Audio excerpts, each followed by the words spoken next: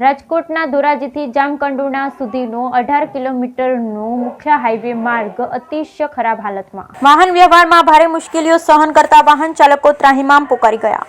વેરાવળ સોમનાથથી જામનગર તરફ જવાનો મુખ્ય નેશનલ હાઈવે માર્ગ એક જ હોય ત્યારે વચ્ચે આવતો ધોરાજીથી જામકંડોરણા મુખ્ય માર્ગ અતિશય ખખડધજ હાલતમાં ઘણા વર્ષોથી ખરાબ હાલતમાં થઈ ગયેલ છે। ત્યારે નેશનલ હાઈવે કે જવાબદારી તંત્ર કુંભકર્ણની નિંદ્રામાં હોય અને વાહન ચાલકોની વેદના તંત્ર જોતું જ નથી। જામકંડોરણાથી ધોરાજીનો મુખ્ય માર્ગ દિવસે ને દિવસે ખરાબ જતો જાય છે।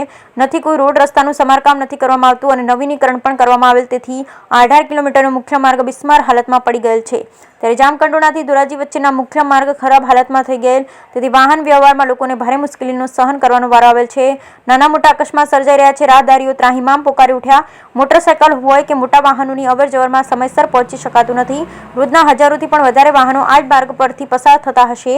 ખરાબ રસ્તાઓને લઈને વાહનોનું વેરેન્ટેજ પણ વધી રહ્યું છે। વાહન રસ્તાઓ ખરાબ હોય તેવી વાહનો બગડી પણ રહેતા હોય છે અને વાહનને અન્ય વાહન સાથે ખેંચીને રિપેરિંગ કામમાં વાહનો લઈ જવા પડે છે। અકસ્માત પણ છાસવારે થઈ રહ્યા છે।